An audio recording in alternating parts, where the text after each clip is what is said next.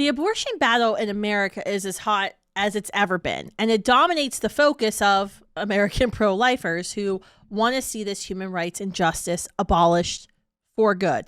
That's my job every day, and that's what I get up thinking about. That's what I go to bed thinking about. With constant vandalizations on pro-life campuses, with our displays, vandalizations in our communities against churches and pregnancy centers, attempts to silence pro-life speech by school administrations. We have a whole Department of Justice now, apparently, that doesn't like pro-lifers. It's a weaponization of the government against us.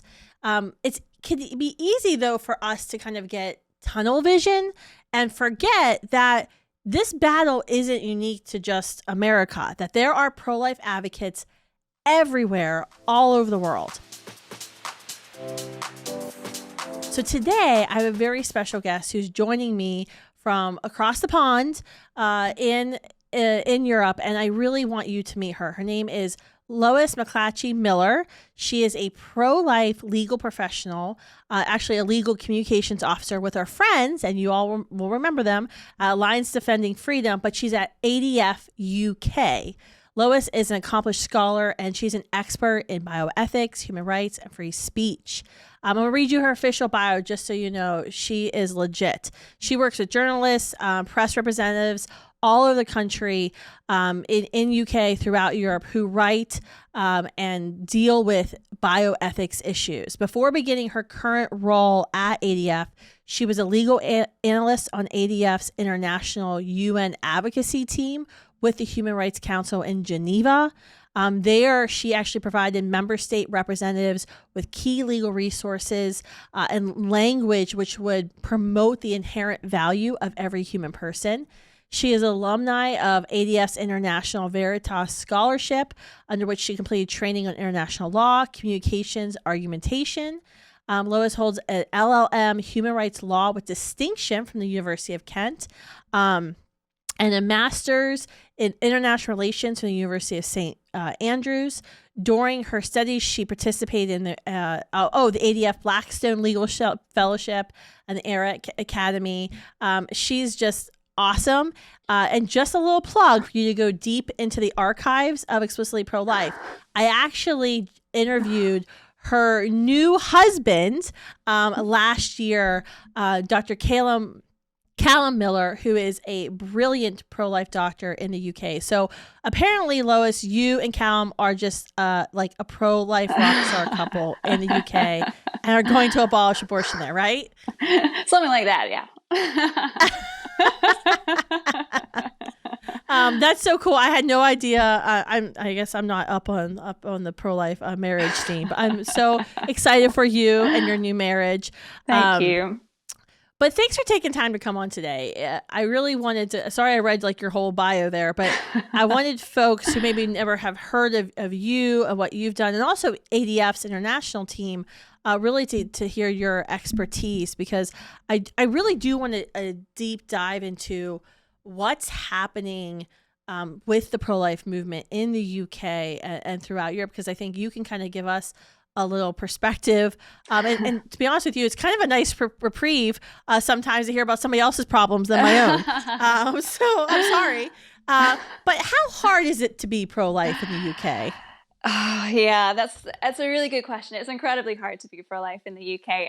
Our political parties are all pro-abortion. So unlike in America, where we have choices and kind of a political fight, there's no political fight here. It's all entirely social, which is harder to mobilize people on, although perhaps less divisive in one sense. So we have a huge abortion problem in the UK. It's 200,000 per year for our population size. That's a lot. And it's something that's very deeply embedded into the culture since 1967. So it is a great problem. But I would say that the greatest challenge that we face in 2023 is actually the intersection of being pro-life and free speech, because right now we're not only fighting to protect babies, we're fighting for the right to protect those babies. We're fighting for the right to speak out about the worth of their lives and speak out about the fact that abortion is a terrible deal for women. And that censorship is coming at us thick and fast. Yeah, I mean, that's why I actually asked you to be on, because I've been seeing stories, and I kind of follow. I think there's Students for Life UK. There's a Students for Life in Ireland. There's SPUC. I kind of try to keep finger on my pulse of what's going on over there, and I've been seeing these stories, and it's I think it's been scary for pro-lifers over here where we have freedom of speech, and it's been for years. There's like an expression over here of like I forget what it's like. I may not agree with what you say, but I will fight to the death to ensure you have the freedom to say it. And that used to be a very like common thing that we all agree as Americans that there's a freedom of speech. And I actually saw a poll last night where it's like less than a third of Democrats even agree with that. And I'm like, that's scary because that's informing what's happening to pro-lifers now since Roe has been reversed here in America. And this weaponization of the Department of Justice against us, the FBI sending in spies into Latin masses in Richmond, Virginia to like monitor all these Catholic families and their big buses, very scary people going to Latin mass. We have pro-life advocates who have now been arrested for violating the FACE Act, which says blocking the entrance of an abortion facility is a federal crime, and they are likely facing 11 years in a federal penitentiary when we have people like looting our stores and our streets and sending fire bombs into pregnancy centers that are just like they don't even get arrested for a misdemeanor. It's getting scarier for pro-lifers, but this has been happening for a while over there with you all, right? Right. Yeah. And it's incredibly worrying for us because although, America likes to think of itself as the home of free speech, we in the UK like to think that we were the first home of free speech. We founded the Magna Carta, the mother of parliaments. And, all right. Yes. We used to all be British. We later. Get it.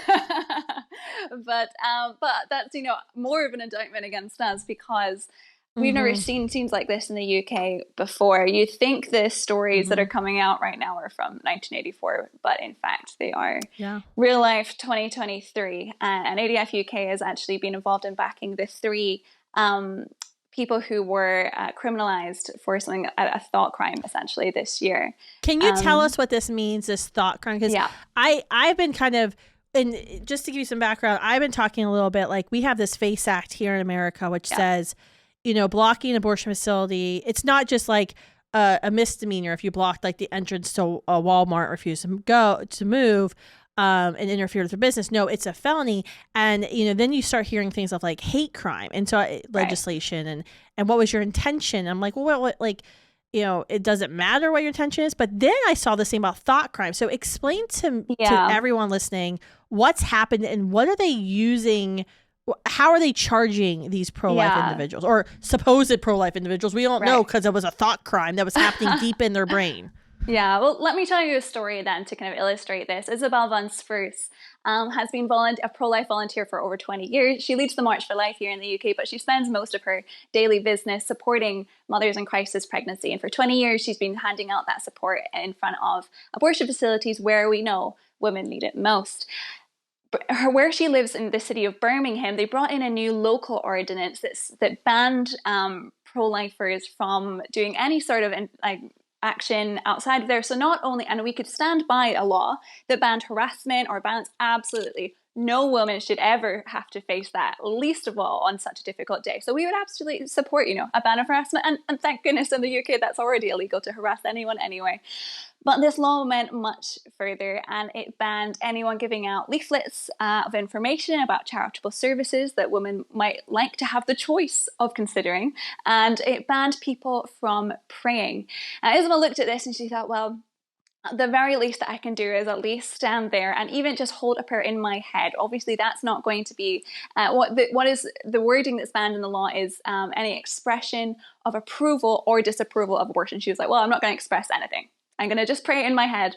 No one's going to know why I'm there. No one's going to know what I'm doing. And that's the least I can do to support women. Well, police came along. They asked her what she was doing. They said, are you protesting? She said, no, I'm not protesting. And they said, well, what are you doing? She said, I might be praying in my head. And they arrested her on that basis. Isabelle went to court, and with the backing of ADF UK, she was found innocent because there was no evidence to be put to her charges whatsoever. They charged her with intimidating women. The police had nothing to offer. The council had nothing to offer on that basis to prove that she'd done it, because this was a thought inside her head. Again, I'm not not a vocal expression, a mere thought. She was found innocent. She thought, well, that's great. Now we have clarity that silent prayer is not a crime. She went back and did the same thing because she thought, well, this, now we're clear. She was arrested again. 6 police officers came to arrest her on her second incident of a thought crime. Thankfully, actually only a matter of days ago, I'm really glad we're doing this podcast now, because only a matter of days ago, the police informed her that after a 6-month investigation into this thought crime, that they have dropped their investigation and she will not face court again. Now, this is a good sign that things are going in a better direction, because while she was brought to court last time, they've learned their lesson not to take her to court again. But the fact that this is even happening is quite shocking for a country like the UK. And like I said, she's one of 3 this year who have faced similar charges. We've got a trial coming up in November with a man charged for also praying in his head near an abortion facility. How are they proving that they're praying in their head? It's so far it's Isabelle, and the case coming up in November, Adam, who by the way was praying about his own experience of abortion. He felt a crushing guilt for many years because he had been involved in an abortion. He had paid for his girlfriend to have one a long time ago, and it's a weight that carries on his heart. And he was praying about that experience. And in both incidents, authorities asked them what they were doing, and they did say that they were praying in their heads, and that was the confession was enough, if you like, to back the crime. In the third incident, it was a priest, a local priest in Birmingham called Father Sean. He's a young priest, a lovely guy, and he decided that this was so awful that he was going to stand in the buffer zone with a sign that said "Praying for free speech." He's like, I'm not going to pray about abortion. I'm going to pray for free speech in this country, and that was also enough to trigger a charge. So he wrote a sign admitting he was praying, but he was praying for free speech because the charge is that you can't pray about abortion. So he said, I'm praying for free speech, and they still arrested him. Yes, he was charged because they said that what he did was amounting to intimidation or harassment of women. They actually had a number of charges. One was because on his car, which he had parked inside the buffer zone, this was entirely unintentional on his part, he had a small bumper sticker that said "Unborn Lives Matter." It was a pretty small one. It had been there for years, and he actually had forgotten that it was even there. And he was charged for having that sign within the buffer zone on his car as well. So you can't park a car with pro-life stickers near an abortion facility. In a buffer zone. That's right. I think it's time for the Hawkins family to do a little field trip to the UK. Field trip. That's right. Well, you know what? That'd be an interesting legal exercise, because I'm an American citizen. What are they going to do? I might wait till there's a Republican president who can get me who can send a helicopter in for you. That's right. They can export me. Yeah. But no, like, what the heck? That's I know. That's scary. That's scary. I mean, thank God there's ADF International. Because I would imagine, for example, with the first woman that you mentioned, I imagine they probably just dropped that second case because they realized, oh my gosh, they've got a whole legal team behind her, and look at their case law in America. They're kicking butt enforcing American laws and the Constitution about freedom of speech. These guys aren't going to quit. But yeah, if she probably had been by herself and just needed general counsel from a local whoever, that's scary. That's scary, because that means you have to have position, and you have to have influence, and you have to have the backing of a multi-million-dollar nonprofit in order to speak up. That's a scary thing. So, we don't want to be finding these cases every day. We want this prosecution to end. So the 3 cases that I've mentioned, they've all been prosecuted under a local law. Right now we have 5 councils in the UK that have introduced these buffer zones. Unfortunately, our government, our democratic Parliament decided to roll out buffer zones nationwide from January. So they voted through a law that will roll out this and make it possible for this to happen a lot. But what we're hoping for, and we're asking the government to do is to give some clarity as to that law. The government will have to publish guidance to accompany that legislation. Right now, it bans any form of influence outside an abortion facility. And as you and I know, when you don't have clarity in the law with words like influence, that can mean expanded to mean anything in the world. It could, be prayer, a quiet conversation with a friend.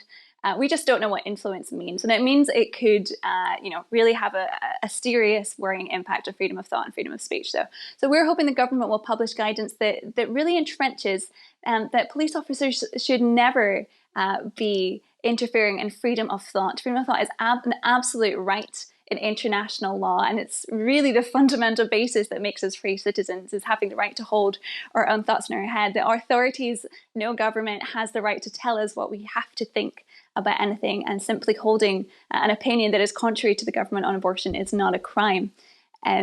We also want to see this protected because, today it's pro-lifers, but if we're introducing these buffer zones and this idea that you can criminalize thought on one topic, who knows what it's going to be tomorrow? And that's why we're trying to reach out. I mean, this is anti-democratic. Right. This is anti-human rights. I literally was, our vice president's heading over there pretty soon for a conference. I think your husband invited her. And I just texted her. I was like, "Hey, you up for some silent praying in front of an abortion facility? Because I think I have a mission for you when you're over there." See if Tina wants that. It's I'm flabbergasted just to hear. This is even worse than I thought it was. I'm so sorry. No, I mean, I think it's important though. I mean, I'm so glad that you all are doing what you're doing, and so far you've got it, you got it kind of handled as much as you can. But I mean, are there? I guess I probably shouldn't ask you because you're a lawyer. I can't ask you if there's people, but I would hope that if there's people in the UK watching this, that's true. Okay, your masters, but if that people are probably wondering, maybe they should protest this or like get out en masse and have a bunch of young people protest this. Maybe might be a good idea. I'd be happy to consult on that. This is when your ADF bosses are like, "Oh, please." Well, I think what we can do is again call upon the government for that clarity and guidance. That will be a thing that massively helps. That's a very nice thing to do. I've got a different I got a different approach, but we all work together on our own different niches. I mean, I think it's important that Americans hear this though, because I mean, we face this in Canada. We have a sister organization in Canada, NCLN. Our Students for Life groups and leaders have been facing this on campuses, even communities across America the past year and a half. This is where they want to go. Like what's happening to pro-life advocates who silently are praying in their heads with no, physical indication that they're praying, no symbols that they're praying, are being arrested because they might be having a silent prayer in their heads. This is exactly where the Biden administration, Planned Parenthood, the abortion law, this is what they want to do to pro-lifers in America. And they've been very clear. And now, sadly, thanks to some of these local ordinances and now this national ordinance, you all are kind of, laying out the groundwork for the liberals here and pro-abortion folks here in America to follow. Yeah, I know. It's embarrassing for us, to be honest, because, the UK likes to think of itself as a country that is the pioneer of fundamental human rights and being able to have that, set that stage at the United Nations, at all these different kind of interparliamentary organizations. And I just think, how can we really champion free speech, freedom of thought in countries that have severe violations when they can point to us and say, you're the ones arresting people for praying. Why can't we arrest Christians for praying too?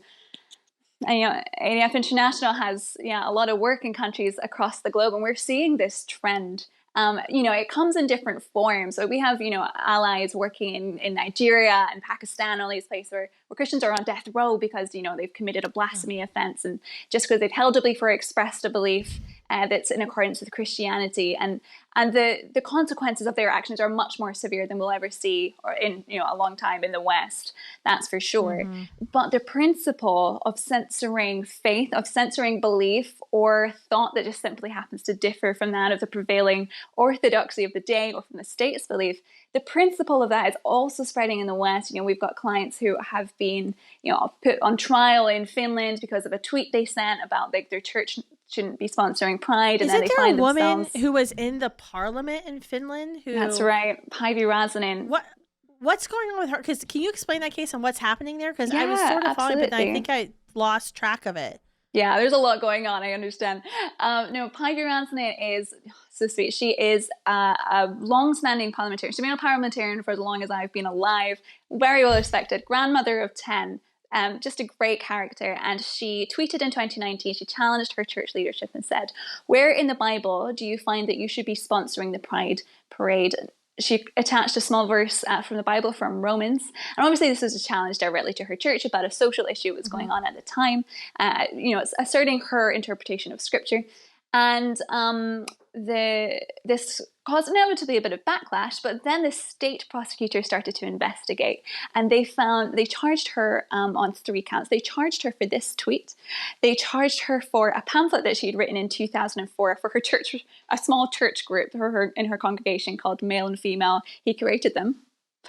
And they also charged her for a small portion of an interview she'd done on a radio show in 2019, where she was asked her Christian beliefs about marriage.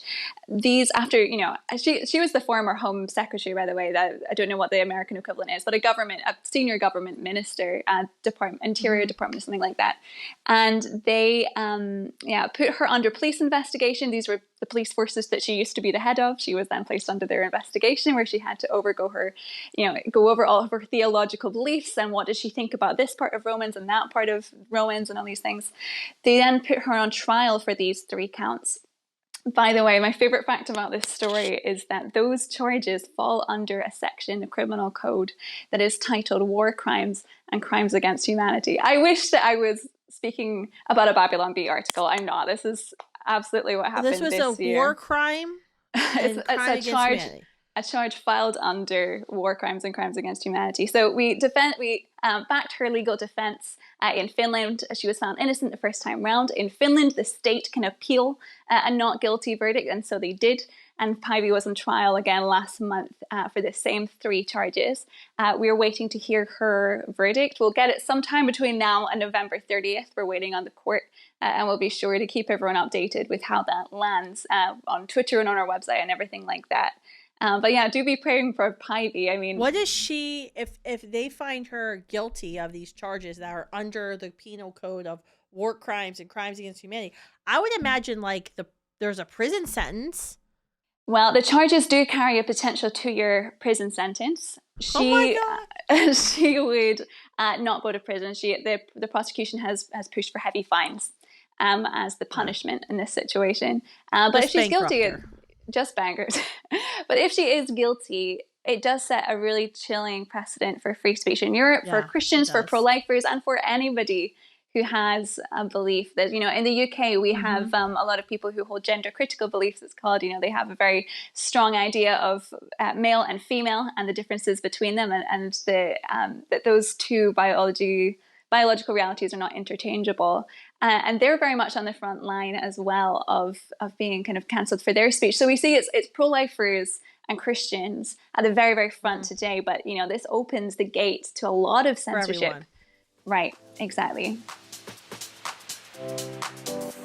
Hey, Pro-Life Jen. Ever wonder how the impossible happens? How pro-life Americans persevered for 50 years until miraculously Roe versus Wade was overruled? How we even determined a winning play? Ever wonder what we're going to do next in the pro-life movement, or what we must do next in the pro-life movement?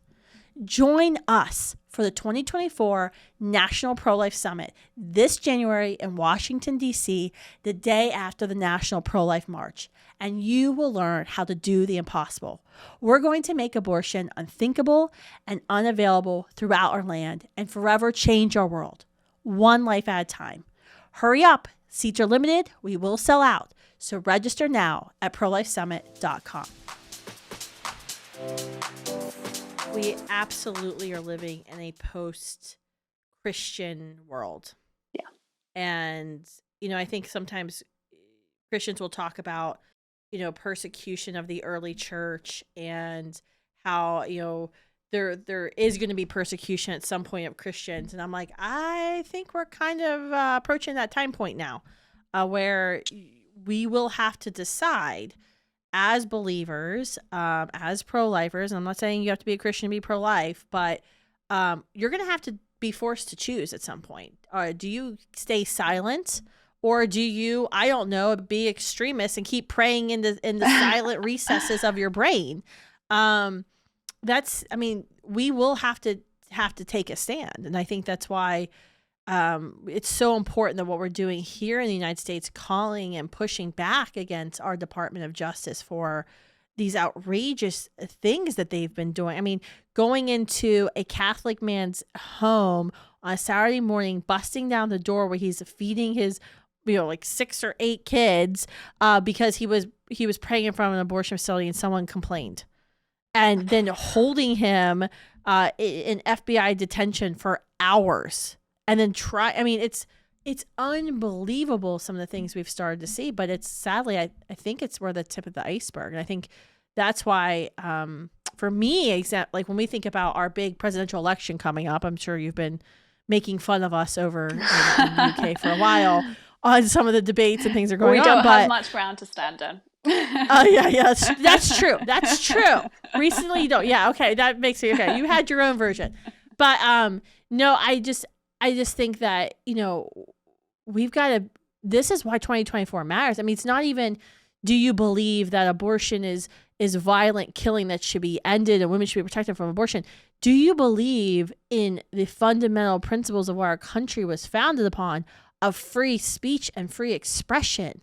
And because if you do, there's one side out there that really doesn't actually believe in that. I mean, and it's very scary because what we've seen on campuses, even here in America, and I don't know, tell me if you've seen this in the UK, but like we've seen an alarming rate of young people who say they don't actually believe in free speech. They think that certain speech is harmful and the government should limit it. Do you guys have those statistics? Yeah, well, actually, I can actually bring some good news to this, albeit rather depressing report from the UK, because that is something that we have tackled, and I think tackled rather well. We had the same phenomenon. We had, let me try and recall the statistics from a few years ago from the recesses of my brain. I think it was 40% of students felt that in the UK that they weren't able to voice their opinions in front of lecturers for fear of being kind of cancelled or discriminated against. We had all these problems as well. A third of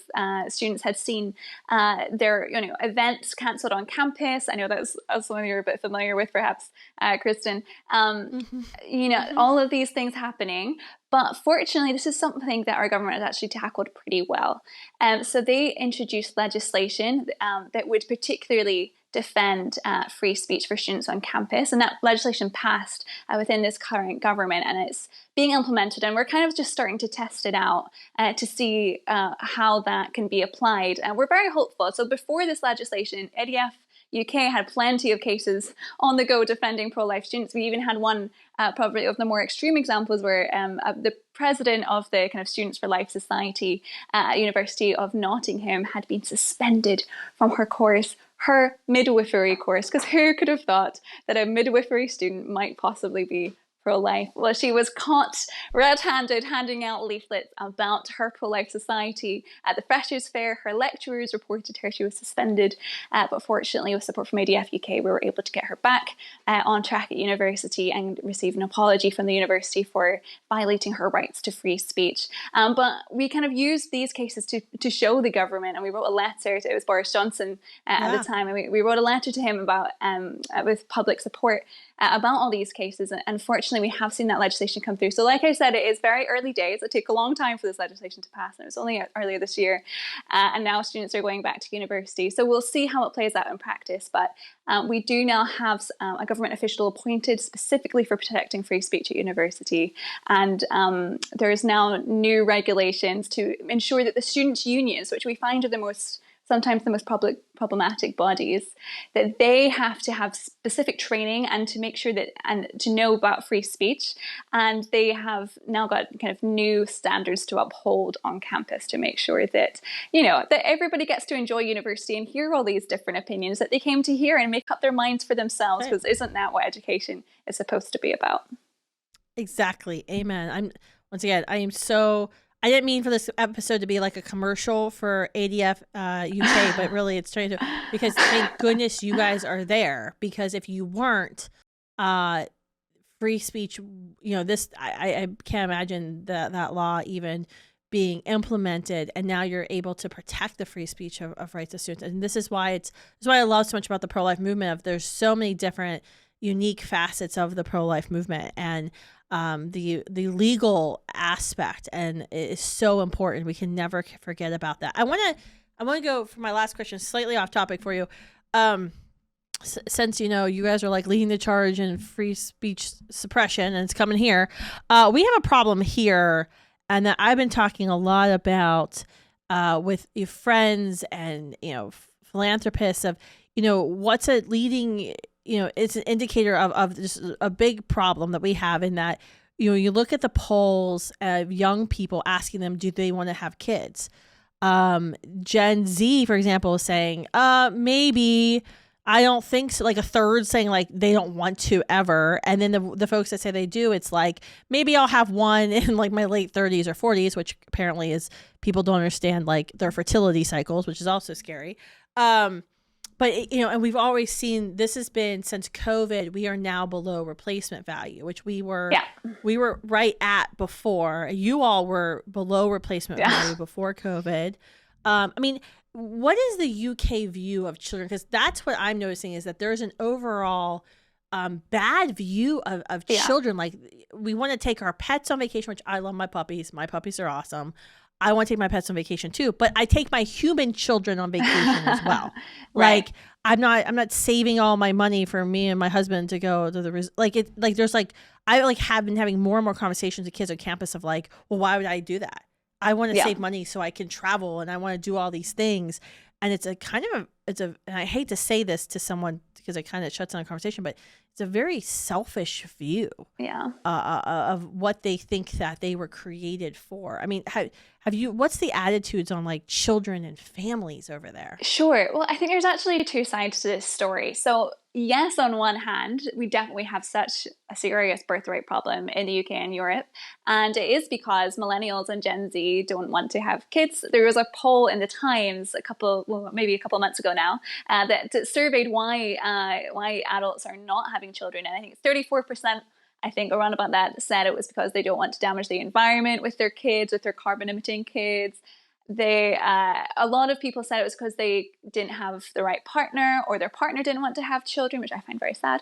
But there was a whole host of reasons, because we are becoming more and more aware of this topic in the UK, that we do have a seriously declining birth rate, and that's going to cause huge problems socially as our number of working adults shrinks. We won't be able to support that older generation. We won't be able to support all of the welfare state that we're used to for our younger generation.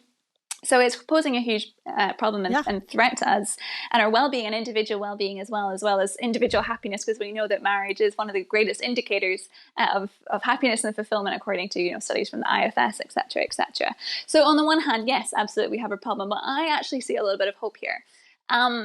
If you think back this summer, do you remember there was the film Snow White?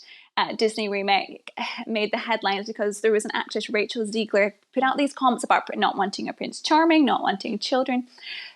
That was a bad commercial for families. But did you see the backlash against it from women in their late 20s and early 30s saying, hang on. I didn't see that.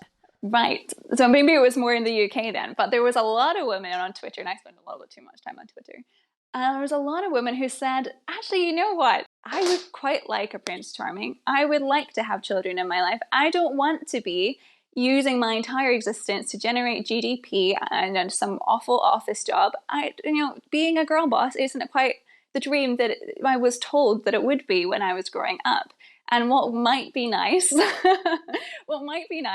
to be able to do all of this in a partnership with a family, to raise children together. And we've been told for so long that we should be siloed down this kind of girl boss track, and we're unhappy with it. And actually, we want to be putting more effort into being mothers and to being, part of a partnership of marriage. And I think there's actually a huge turnaround. There's great authors in the UK and who come from a feminist perspective. Mary Harrington, Louise Perry, they've written about why this sexual revolution really lied to women and has put them in this difficult situation where they don't have kids. And so many women are saying, actually, we want change. We want this to happen. The government in the UK have not been good at promoting family life. They have, compared to the rest of Europe, very little incentive for people to get married, very little incentive to support children outside of, just policies that will get women back into the workplace as quickly as possible, which I don't think is the most happy or healthy way to approach this topic.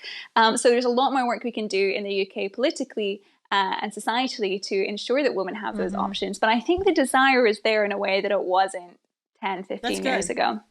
Yeah, I mean, I started to see this too here with Gen Z more than Gen Y, where it's kind of correcting itself a little bit, where we saw the more extreme kind of drop off. So I am hoping we see that as well. And it's sad. I mean, what you said was interesting. Like 30% said they don't want kids because it affects the environment. But then, like I've spent the day. I'm here on Capitol Hill in Washington at the Swamp, and I spent the whole morning talking about the dangers of chemical abortion pills and how they're actually harming our environment. So not only do they lead to injury, infertility, and death of women, they always lead to the death of a preborn child. But in the drug of choice of sex abusers, but they also harm our environment. These active metabolites are going into our wastewater, which animals and our aquatic life are being impacted by these active metabolites that kill. But yet, you hear these like crazy environmental things about I'm having an abortion to save the environment. I'm like, no, that's actually not what you're doing. And why would you save the environment? Who are you saving the environment for? If we keep killing human beings, we care about the environment because we care about our children and we care about our children's future and our grandchildren, and our whole family tree. That's why we care for our creation. So, well, I'm glad to see that you're seeing that. I've started seeing a little bit here. I wish we gotta speed it up though, because civilization decline is a real threat, as Elon Musk would say. So I want to thank you so much, though, Lois, for coming on. And it was great to have a conversation with you and to kind of get your perspective, your update from the UK of what's happening in free speech. Where can folks, if they want to kind of stay more plugged in with what you all are doing at ADF UK, where can they go and get information or just follow some of these stories? Yeah, well, we've got our website, adf.uk, and we're part of a wider team at ADF International. That's at adfinternational.org if you'd like to have the global perspective from all across the different continents about what's going on. You can follow both of those branches of ADF on Twitter, of course, and I tweet a lot about all of this stuff, so if you want to follow me as well, as at Lois McLatchie. And I'm sharing all sorts of stuff on there to keep you updated about the pro-life scene internationally. Are we Twitter friends or ex-friends? I'm not sure. I have to Ex-friend sounds like a previous, but I know what you mean. I know. I don't know how are you supposed to talk about? I'm so confused now that it's ex. Like, what am I supposed to say? Oh, yeah, you follow me. Okay, I'm following you back. Oh, thank you. Now. I appreciate it. So that way I can stay updated with all your cases. Thank you so much, Lois, for coming on. Yeah, of course. Thank you all for tuning in to this episode of Explicitly Pro-Life. I hope you enjoyed the conversation as much as I did. And hopefully we're as outraged as I was half of this conversation. Just unbelievable what's happening in the UK. We need to be praying for Christians and the pro-life movement in the UK. Thank you all for tuning in. Make sure to share this episode. Bye, everyone.